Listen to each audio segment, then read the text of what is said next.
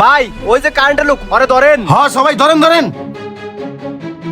কি রে current bill বেশি লহস আবার লাইন কেটে দেয় আইসকা তোরে খাইছি। ওই ভাই সবাই মারেন।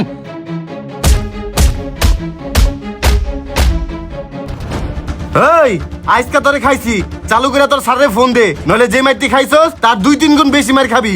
স্যারের নাম্বার উঠান। আচ্ছা নাম্বার দে। 019 10 32 76।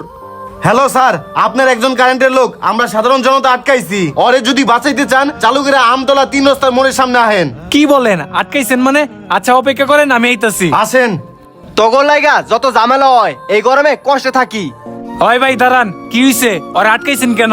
ওই মিয়া ওরা আটকে রাখলো কি করমু? আমি একটা লাইটার ফ্যান চালাই, আমার বিল আয় পড়ছে 15,000 টাকা, আবার বিল দিতে পারে নাই, আমার তার কেটে দিছে। এই গরমে থাকা যায় মিয়া?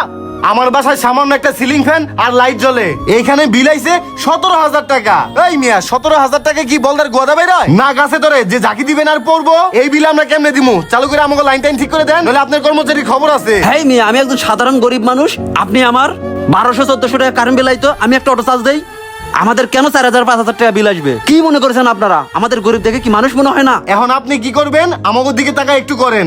আচ্ছা ঠিক আছে ভাই, আমি যেহেতু আসছি একটা সমাধান দিয়েই সারমু। এই অফিসার, তুমি ওনাদেরকে কি মিটার লাগাই দিছো?